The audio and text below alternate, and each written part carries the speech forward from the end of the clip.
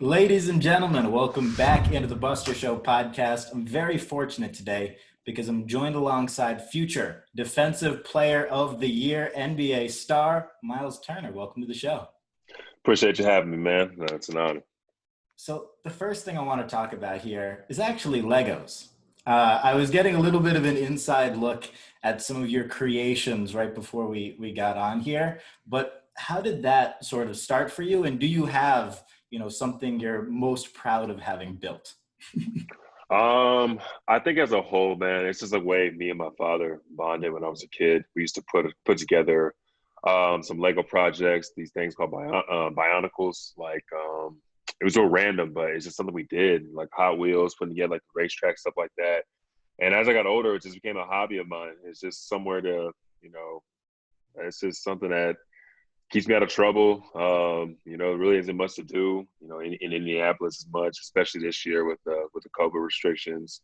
And yeah, it's just something that just takes a lot of patience, takes a lot of time, and it's just really rewarding once you're done. Seeing all the stuff that goes into it. So, in particular, I probably think my favorite one is probably the Death Star. Probably took the most time. It was real iconic because I'm a huge Star Wars fan. So as you're putting it together, you see like scenes from the movie and all that kind of stuff. So it's definitely an acquired taste, but I love it.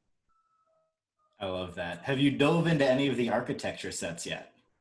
I've done a couple. I did the Eiffel Tower one. I'm looking to do some of the skyscraper ones that are coming out, and there's the what's it called? The big Colosseum in Greece. That one has like Oh, the I didn't even most. know they made that. Yeah, no, I haven't done it yet, but it has the most pieces out of any Lego collection. I think it's like Really? 8,000 pieces or something like that. So I'm looking forward to doing that one too when I spare time. If you could create, I know you have a relationship with Lego, but if you could create your own set of anything, whether it be a place, maybe, the arena, or if you could have any Lego set of anything, what would it Mhm. be? Maybe my high school. My high school is actually, it's funny. It was at an originally a community college, so it's like a huge campus, and I think it's a real staple. Like where I'm from, people know where Euless Trinity is. Huge football school. I think that'd be pretty cool. That would be super dope. Yeah, that's fun. Speaking of collectibles, I have a collectible question for you. I know, you sign for Panini and you have all of your cards. Have you paid any attention to sort of that market and how crazy it's gotten? Yeah, bro. It's funny. Pre COVID, when we're traveling, you see so many people outside of our hotels, or sometimes they'll be outside of restaurants, or popular restaurants in the city. Man, I had somebody like it was kind of creepy actually. Like I went to go to the mall one year. I think it was like my third year. I hopped in an Uber. There's a guy behind me hopped in an Uber and followed me all the way to the mall and like stood and asked for an autograph. I'm just like, man, this is like it's literally like their lifestyle. How we be going through training camp, how we be practicing every day. Going This to literally autograph training that's camp. yeah, it's like their grind, bro. So it's incredible how much of a market that is. So many people are into that, and it's who's to say that you get a rookie card of Myles Turner, then 20, 30 years down the line is worth however many amount of dollars, and but that person had to like fight to get that thing signed or whatever at the moment. So um it's not something I'm particularly into per se, but that market of things is incredible. So, off of that question, I want to ask, what do you think the most a Miles Turner basketball card has ever sold for? If you had to just guess, throw out a number. Oh man, I'm pretty young into my career, so maybe like 20K possibly. That's I think that's Oh, the so highest I'll go for right now. you're familiar with the market. You know it because sometimes people will say like $10. Oh no, bro! Like I know like cards and Yeah, like you go for know. hundreds of thousands of dollars and whatnot. So yeah, Yeah, so your flawless one of one rookie card, I think it was very undervalued, but it was sold for almost 10,000. And ten that thousand dollars. Sheesh. that sold in Asia not too long ago, but Mm. I think that is also incredibly underrated for a future, defensive player of the year. So Yeah, like I said, it's early in my career, man. So we'll see what happens. that's super funny. Speaking of things that you've signed, I heard a story that you once signed a baby. Is that fact or fiction? No, that's a fact. It's funny. I felt very uncomfortable doing it, but the mom was very adamant about it. And see, it's one thing. If it was the dad asking me to do it, I would probably be like, but it was a mom asking. So I was like, I mean, I guess. I mean, I feel like, imagine that, like, if you're a dad and you bring home the baby and it's time by basketball player, like, what would your wife say? But the wife does, it's not really much the dad can say. It's like, okay, whatever, I need to do your thing. But no, it was really weird, man. It's just, yeah, I think Indianapolis is such a cult following for basketball that it's probably not the craziest thing that, has happened to me. That's incredible. Was it a Sharpie or how do you even go about that? It was a blue Sharpie. Yeah, bro. I just right in the forehead, Ricky Bobby style. That's got to be about as crazy as it could possibly get. So shout out to that mom for asking you to sign her baby. That's funny. I want to talk about your college days. I know you went to UT in Austin. I'm a huge fan of Austin. I'm actually going back to Austin to spend another month there next week. Nice. Um, what what about that school made you decide to want to go there back then? Bro, I loved it, man. I actually just recently bought a house out there, and like it's home for me now. I love it down there. It's just one of those places where it's just I honestly can't describe it. It's just like you have to see it for yourself. I feel like people try to describe Austin all the time, like, oh, it's weird. It's just this. It's a great city, but you'll never really get the full spectrum until you get there. I think what really did it for me was the city. I went on my visit, and I had never really been to Austin before. I kind of just like driven through. But they had a really good team the year prior to me going there, and I think that adding me into it, we would have we could have like had opportunity to get even better. I love the campus, and I love the idea of being a Texas kid. I grew up in Dallas, and having that Texas connection after basketball was something that my mom was very adamant about. She was saying that no matter what you do, if you're a Longhorn, everybody knows what this means. Everybody knows Right. has like a Longhorn connection all across the world. You never know what connection you can make. Once you're done playing basketball, or once you get your degree or anything like that. So that was another factor that went into it as well. And I think once I got there, man, I just fell in love with it. It was just one of those things where I just once you know, you know. That's awesome. Also, hats off to you for buying real estate there. That is an incredibly booming market. Literally the number one place that people are moving to from California right now. Oh, bro, it's unreal. I was just talking to my financial guy, and I literally like I got into it during quarantine, like this past in 2020 Couldn't go better. when it was just going, and like now, like as of right now, there's like no real estate in Austin like whatsoever. Because you said everybody's moving, and like inflation's up 20 to 30%. So like I got it like just in time. Well done. Well done. If for those that don't know Austin, or even for myself, going back there, I know it a little bit, but are there any hidden spots, whether it be food or, parks to go to that you really recommend? Barton Springs is my personal favorite for I Hmm. run there and then, we'll jump in the water and run back. But do you have any personal hidden gems in Austin? Barn Springs is dope. I do love it out there because like the natural spring water, whatnot. Mount Zion's really cool. Mount Bonnell. I love going outdoors and hiking and whatnot. So I actually live in a city called Lakeway. Lakeway is like right on Lake Travis, so there's a lot of like little like cliff diving spots, stuff like that out there. Due to contractual reasons, I can't actually cliff dive, but there's a couple like cool spots out there where you watch some guys do it. Um, as far as food is concerned, bro, like it is a who's who. Like there's still so many places I haven't even discovered yet. I like it's once I'm there in the off season, only so much I can eat just to keep myself in shape. But I guess some of my favorite cheese spots is like Franklin's barbecue. That's insane. Like one of the best barbecue spots I've ever had. If you actually go a little bit more south, go to Lockhart, Texas. That's like the barbecue capital of Texas. Um, and as far as just being in the city, bro, like just there's so much you can find, bro. Just like being downtown, just going onto the outskirts, and it's just like I said, a who's who. Love that. Speaking of your diet, how strict is your diet as a future defensive player of the year? I think for me personally, bro, if I like, I can if I go a day like eating bad, then I automatically like, feel it. For me, my first couple years in the league, I didn't really take the eating aspect serious. When I was 19, 20 years old, at that age, you pretty much eat whatever you want, and it doesn't affect you.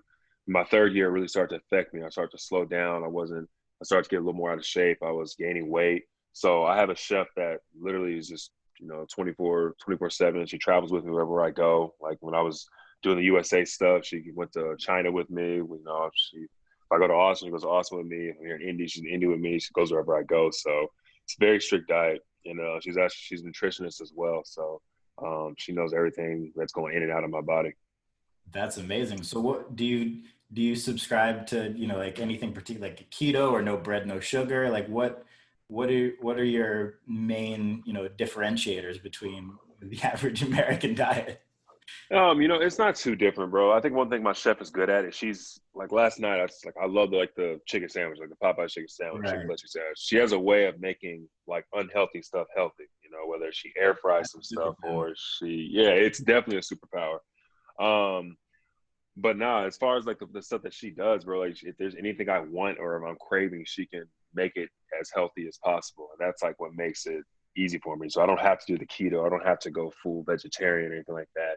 I guess like one thing I do is like I try to stay away from dairy. I don't really eat anything Got it. dairy based or um, lower carbs. You got to have some carbs as much as we burn, as much as we play, but stay away from like all the bready stuff. But for the most part, bro, I pretty much eat whatever I want as long as I do it in moderation.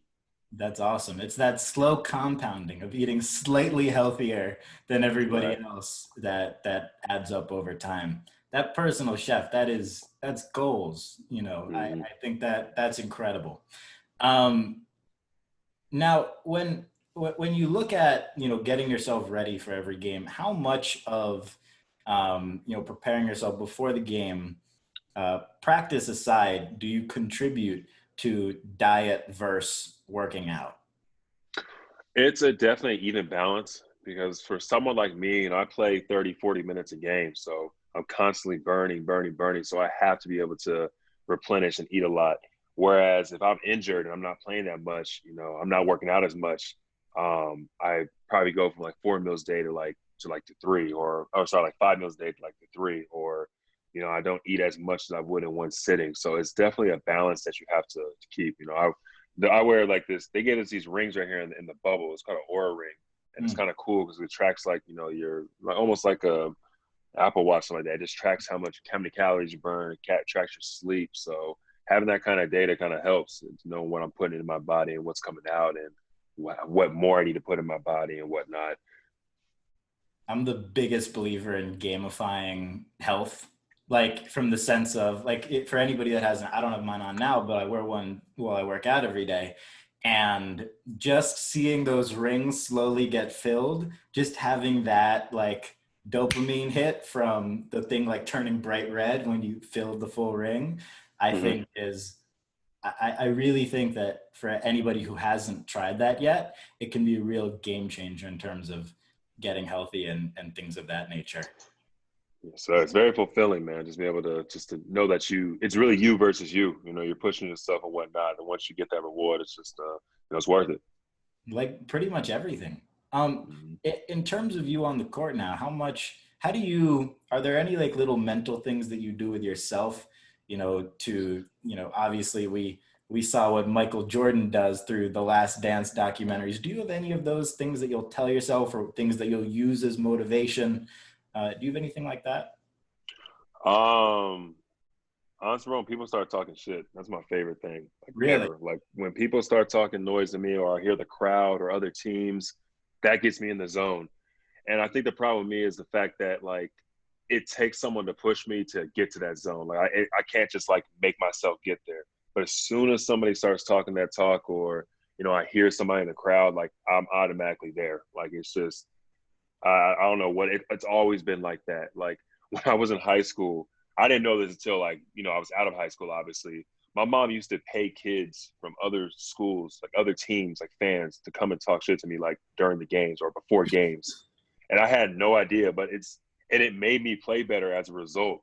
And that's the kind of like we haven't gotten to my family dynamic yet, but like my mother is a very very competitive woman, and like that's where I get a lot of my drive from in a sense. But she'll do whatever it takes to win, and that's a perfect example of it right there. I've never heard of something like that before. That's a real thing. That is insane. Yeah, Yeah. what one thing that I've never understood from a fan perspective about heckling is I don't think I've heard of a single example where heckling a professional athlete somebody who is literally top 0.0001% of players in said sport actually impacts them negatively. If you're at that level, like if you're at the level that you're at, heckling's only going to motivate you. It's only going to make you better, not worse. Therefore, I don't vouch. I'm personally a Knicks fan. Mhm. Haven't had much success in the last 45 years. But that aside, I don't understand Knicks fans heckling players from other teams because it's only, like you said, it's only going to motivate them to do better. Right. I think that's just a result of fans projecting their own insecurities on other players. The fact that so my dad's a Knicks fans too, so it's the same thing. Like their team, he knows their team's not that good, but you know if I can get in this other player's head, or if I can say this, or there's other people around me say something to make myself feel better or make myself look cool, you're gonna go for it. But that's not like you said. It does the adverse effect. Like it hypes us up more than anything. Now, what do you think the difference? Like, obviously, a comment from some random Joe Schmo in the crowd is different than like LeBron saying something to you. How do you sort of take those two things differently? And does one fuel you more than the other? Do you think about what a player says as opposed to what a fan says? How do you sort of look at that dynamic? It just depends. I think that honestly, I think it depends on the dynamic where you're at. If it's fans, like it's to be expected. It's like it's just another day at the job. But when it's another player, especially another player that's guarding you or you're guarding them, then it gets a little more personal. Like it gets to the point where you're just like, oh man, forget the hell with these plays or the hell with what coach is saying. Like I'm coming at you, and on one spectrum, it's like teams try to do that on purpose to try and get in your head and try and get you off your game. But on the other end, like a player like me, that gets me into my game and it makes me better. It makes me want to play harder. So, it just kind of depends on how you look at it. Hmm. Now, obviously, without mentioning players, is there anything crazy that you've ever heard said on the court to, it doesn't even have to be to you, but to another player that, maybe they weren't mic'd up that day and we didn't hear? Um, Man, nothing I can say on this podcast, but I've definitely heard some crazy stuff, bro. It's funny, bro. Like I've heard the craziest stuff is what players say to refs, bro. Really? And sometimes the refs hear it, sometimes they don't. But if the refs heard half the stuff that players saying, like on the bench or during the game, like you get find a lot of get find a lot of money, and especially now with the mask. Nobody can really see what we're saying, but it's Oh, crazy. But I think to me personally, like that one thing I always get, I think that gasses me up is when someone calls me soft or when someone calls me the B word. I love that because I've heard the whole soft label. I'm 7 foot, but I shoot threes and I shoot jumpers, this and that. I've heard that my entire life. So whenever I hear that, it just gets me. It reminds me of like my childhood, or it reminds me of like what it took for me to get to that point. So that gets me going. And then this person, like from adverse perspective, it's like when you get called the B word, it's like, oh, first of all, mama ain't raised no, so like that's when it's time to get going. You feel me? So I don't know, man. It's just kind of just little stuff like that. that's great. So off of that, how much of the game do you think is mental versus physical and being able to like push Oh man, bro, the game's got to be, at you that? know, I say it's I say it's 85% mental, 10% skill, and 5% luck. That's pretty much the way. Is that the math? Is that math right? Yeah, I say yeah, 85% mental, 10% skill, and 5% luck. Bro, it's so crazy how like if you miss a couple shots, how much it can destroy like your whole demeanor, your whole mood. Like you miss a couple shots and like you're thinking about that for the next 3 or 4 or 5 possessions, or it messes up then you like miss a read on defense.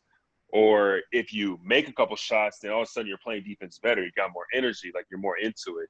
And if you can train your mental to like just to move on to the next play mentality, like that's huge. And let's not even talk about like what we're talking about with fans. Like if you're on your Twitter or you're on your Instagram and people are constantly heckling and talking noise, you know, that can mess with your mental as well. It's like, oh man, maybe I'm not as good as I think I am, or maybe I'm not supposed to be doing this. It's easy to spiral and get to a dark place, bro. And like it affects so many people, now, especially nowadays where we talk about more mental health more than anything, like it's huge. We weren't talking about that kind of stuff. We were just having to deal with this behind closed doors and just find a way to play through it. Like, as we get paid to do this, we get paid millions of dollars to do this and this and that. But in the day, we're all human beings.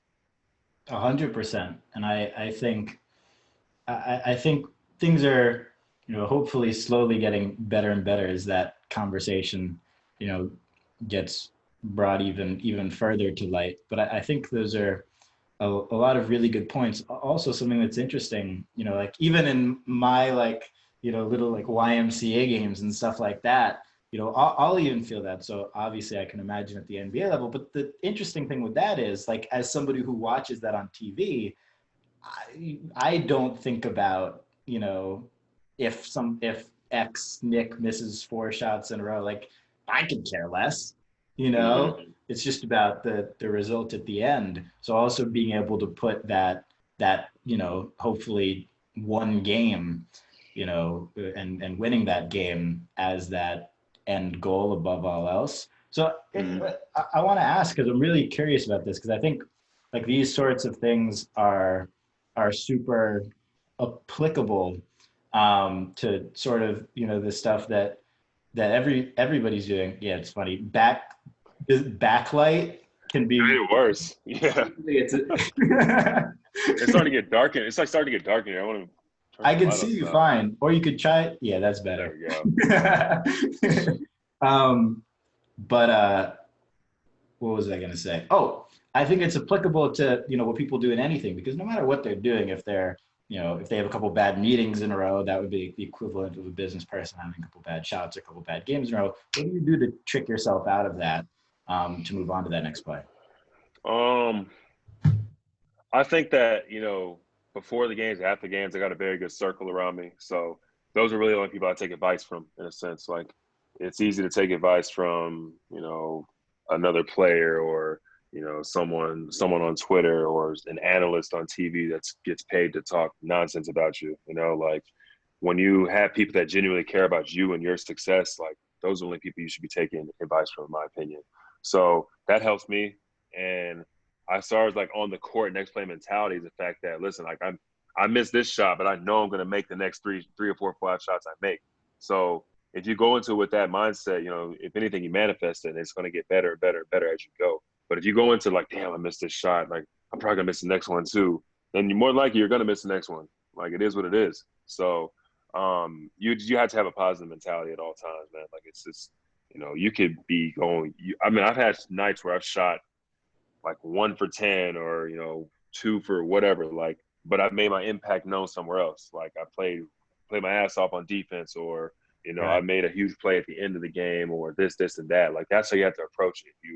If you keep thinking about constantly about the past and what you haven't done, it's gonna negatively affect the outcome of the game and your game. Totally. Now, coming into the league, was there anybody in particular you were looking forward to, testing your skills against? You've seen them on TV, you've been following them for years. Either A, you want to figure out if they really live up to the hype, or B, you're just excited to play against them. Did you have anybody like that when you were first getting into the league?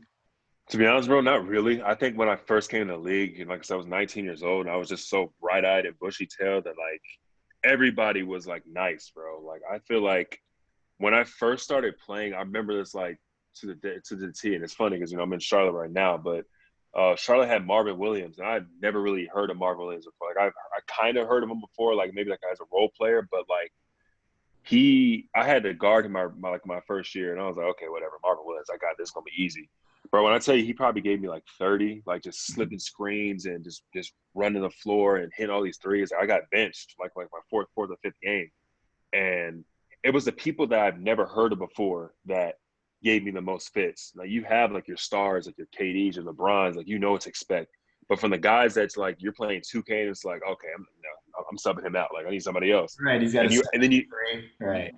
right. But then you actually play him in real life. It's insane. Like, even coming into training camp, like our center was Jan Mahimi, and I knew Jan because he had won a championship in Dallas. I've seen him with the Spurs, but I never really thought Jan was like that good of a player. I just knew he was like an energy guy.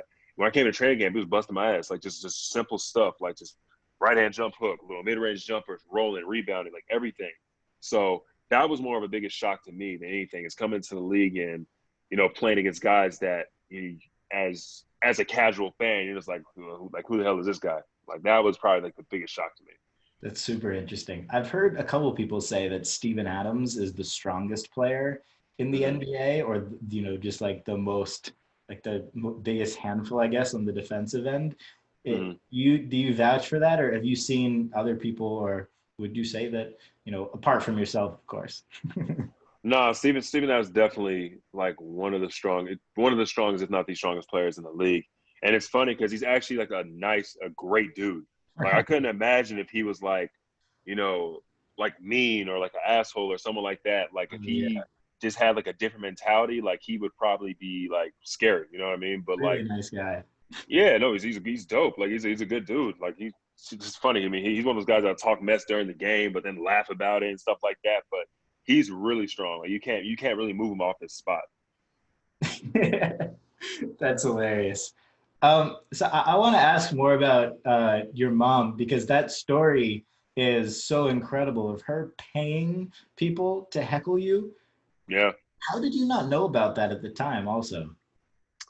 I just think that it was so in a high school arena, everything's so close knit, so close quartered. Like it was Right. just it was just an opposing fan. I just thought it was just like I'm a very well known player. I was number two player in the nation. Like people knew who I was, so I thought it was just like just other people just talking mess, trying to get me out my game, and it was like whatever. It's just another game. But bro, like my mom will do anything to win. Like we'll have family game nights, and she'll find somehow some way to win. It's hilarious. It's just what she does, man. Like she's just my dad can care less if he wins. Like he's competitive in his own ways, but like to him it's like whatever, it's just a game or what. It's never just a game with my mom. Like we're cooking, like we're playing tic tac toe. We used to play the Wii Sports, whatever, like that. Like she's trying to win no matter what. Like no ifs, ands, or buts about it. And when I was a kid, I always thought it was OD. I was like, Mom, like, come on, like just chill out. It's just a game. But it was never just a game to her. And that mentality is why the reason she was so successful in the stuff that she did in life. So yeah. That Wii Sports competitiveness, by the way, that's a different toughness. Yeah. Oh yeah. Hmm. Are you guys doing tennis or baseball or bowling? What was it? Bowling was like our go-to. That was the one that was fun, like the most fun. But then we also have what was the other one? Oh man, the boxing. That's what it was. The Wii boxing. That's Yeah. another one that was really competitive too. I remember when remotes would be thrown because the straps weren't on all the way. Yeah. Have you tried Oculus yet? I haven't, bro. Like I did some of the PlayStation VR and like I have like I get bad migraines and stuff like that and headaches and all that stuff. So I try to stay away from that just because I've had quite a few concussions. I've been in the league, but yeah, I try to stay away from all that kind of stuff because it's like a whole different realm. I don't know, different world. Yeah, it can be a little scary at times, because of the Mm. immersion. Very Black Mirror-esque if you've ever seen the show. Oh, I love Black Mirror. I've seen every episode. Your favorite? um, I would probably say Black Museum just because I did not see the ending coming, how it turned out. That one was really good. I like the one where was it White Bear, Polar Bear, White Bear, something like that. Like she had like people following her all like the entire episode with phones and stuff, and like she had no idea why. And at the end, she was on like trial for something. That one was dope. Yeah, bro. I can go on and on. Like I love Black Mirror just because of The how realistic it social, is. either the dating one was my favorite or the Hmm. social media one, both Right. because of how scary. I mean, they're all, odd, like alternate universe realistic, but those two, the social media one in particular, I mean, that's literally a combination of like four different Oh, apps. is that like the one with the score or whatever? Yes, you would get a Yeah. score as you went along in Hmm. life, and the dating one, which was you would click a button and then you would get matched with somebody for a certain amount Oh, of for however long. in Yeah. like a bubble, and then Uh-huh. you gotta either break the rules or follow along. But Crazy. bro, it's insane because like it's crazy how real some of that stuff is. Like the social media stuff, that stuff actually happens like in China. Like they have like scores. Like if you don't have like a good enough score, you can't walk into this building. Like that's really going on right now in the real world. Like it's insane. I mean, we have that with Uber. Yeah, there you There's a go. rating. I Every didn't think about it like driver, that. every driver has a rating. Every person who gets it. I have like an Uber Eats score. Like when I order food, they like rate. We rate each other. It's the same thing. Yeah. It's Right. just like micro. But when that, I mean, I guess like college is a form of that. Like you have your Hmm. GPA. Like that's Right. that's sort of like the educational form of that, but Hmm. it's really interesting when you apply some of those things to the real world. Hmm. How do you limit your social media time? Because that's something that, particularly with the pandemic, or do you not? Is that something you want to do? No, it's something that I did in the past. I think in years past, like I had to take a break. Like I would just delete the apps off my phone and just chill on it for a little bit. But it gets to a point where, like, especially now, like in the pandemic, like we're not allowed to leave the hotel rooms. Like there's not, I mean, the hotel as a whole, not much you can do. Like it just becomes like part of who you are, part of your branding. So it's almost like you have to do it. So I think for me personally, I just kind of try and stay away from like the whole basketball side of things. Like I was never really into TikTok and all that kind of stuff. My little sister finally convinced me to get one, and like now, like it's hilarious. Like I love this. Like it's a time waster. So somebody can do that and not, hear about basketball and not hear about, comments or anything like that. So that or my Snapchat where it's like it's private. Like I don't have it like as a actual like a public profile. It's just my boys and people that follow me and whatnot. So it's easy just to do stuff like that. So I kind of just limit it by not delving into the whole basketball or the Myles Turner world. It's more so just like I'm a normal civilian. Yeah, I think the something that I know you do just from talking about the Lego stuff, but I think hobbies have never been more important. So like being able to, I think utilizing social media for non-career interests is the most underrated use of social media. Like for me, Mm-hmm. I'm super into sports cards and things like that. So Mm-hmm. utilizing social for that world of things, whereas there is that for everybody. I actually know a really cool guy. I'm gonna send you something afterwards, but he made me custom like Lego figures, like Okay, for different like outfits that I wear. He's dope. He does like custom stuff. You would like that's him. sick. Yeah. Um, but but yeah, I think social is really really good for those sorts of things. Apart from Lego, is there anything particular like hobby wise that you're really into that gets you excited these days? I just learned how to do a Rubik's cube. That's one thing that was kind of cool. Yeah, I just started just playing around with that, trying to figure out how fast I can do it. Like my fastest is like 2 minutes and 15 seconds. So just trying to get faster and faster, get better with it like that. Puzzles, like I actually like just 1,000 piece puzzles, 2,000 piece puzzles, putting stuff together like that. Um, what else? I've never really been a big reader. Like I only read because I had to when I was younger and I was doing advanced courses. Parents made me read in the summertime, all that kind of stuff. But I'm starting to get back into that a little bit more. Um, Outside of that, bro, not too much. Like not too much goes on. Like I really just real low key kind of guy, bro. Just I like what I like, and I'm not very extroverted. I'm only extroverted when I need to be. I'm pretty introverted. I kind of like to do my own thing. That's awesome. Yeah, I mean, being able to turn that on and off, like on the court, for example, is it's really it's really important. So what are you most excited about right now? Is it the ongoing season, pushing forwards? I know there's you could end up being an all-star this year, so that's got to be pretty exciting. Obviously pushing for defensive player of the year, pushing for the playoffs. What is at like the top of your hierarchy of things that gets you excited right now? I think for me, bro, it's just my own personal goals. Like I said, I came into this season and really wanted to make an impact on the defensive end of the floor. Something I've done in the past. I've blocked shots in the past, but like that's not enough. I want to show what else I could do. Obviously I'm leading the league in blocks right now, but By there's so a much wide more. margin, I might add. Yeah, but there's so much more like to my defensive prowess. I feel like I'm able to guard the perimeter. I'm able to guard pick and rolls. I anchor my own team's defense. There's a huge difference between when I'm on the floor and when I'm not off the floor. I mean, when I'm on the floor and when I'm off the floor with our defense. So, um, I had a lot of defensive aspirations this year. Obviously offensively, I'm talented enough into the end of the floor. I'm going to find ways to score. That's always who I've been. But defensively is where I'm locked in right now. And I think the biggest goal for me was, just, like I said, defensive player of the year, cracking an all defensive team, and just being myself at that, and and what I tell people is like, yo, if that's not good enough, then the hell with it. I know I can go. I know I went out and did what I had to do, and people around me and people around the organization know like what I bring to the table. So that's just trying to bring it on a broader spectrum now. Totally. I saw you responding to a tweet that was like some random, arbitrary list of players, that you weren't included in. How do you sort of look at, being underrated? Do you think it just sort of comes with the territory of playing in Indiana, or do you think how do you sort of look at that?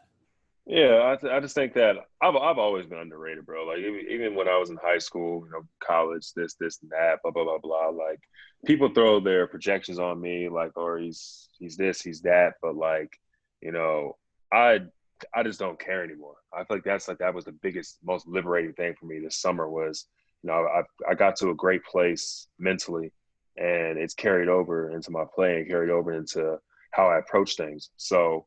Um, as far as like responding to that list, like I just saw it was like a slap in the face because it's like, it's only 10, 15 games, but it's like, I'm leading the league in blocks, like I said, by a large margin.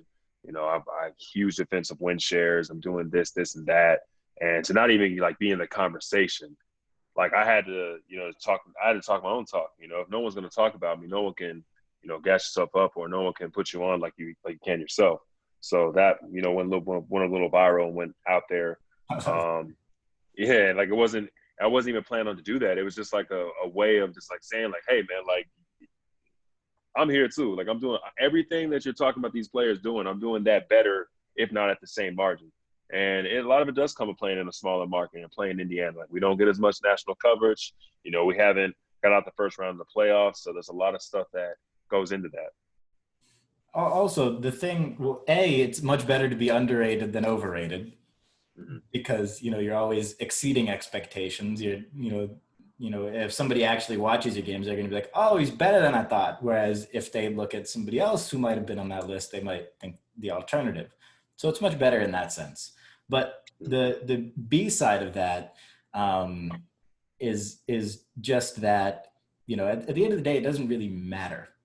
Like, and Mm-hmm. it's all like from a media perspective, right? Like I started this basketball at Hoop Nation, all that stuff.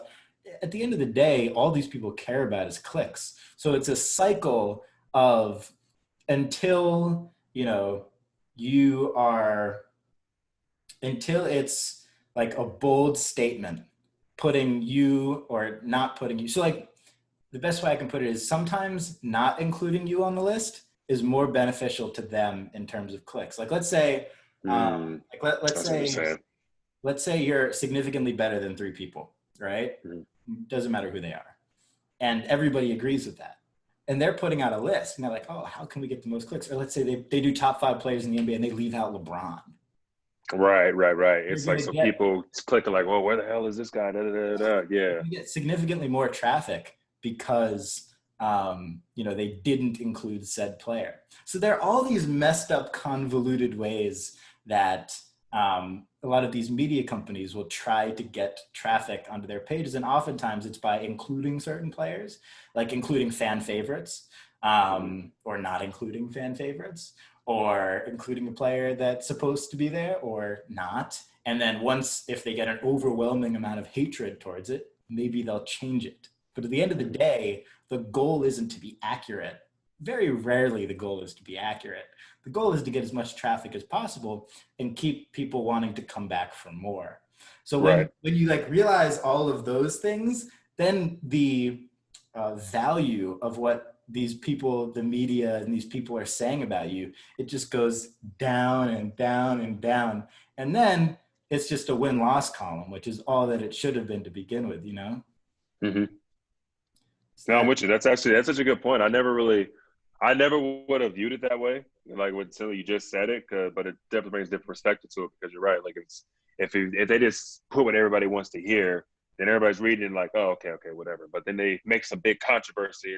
Everybody it's more traffic. Everybody has to click it. Everybody comments on it. It's this, that. You rile up a whole fan base and boom, boom, boom. So yeah, that's a great point.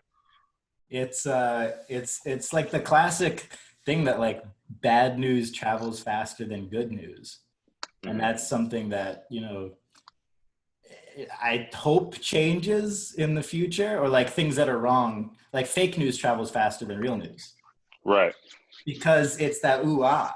So it's Mm-hmm. the same thing applied over. So like, Mm-hmm.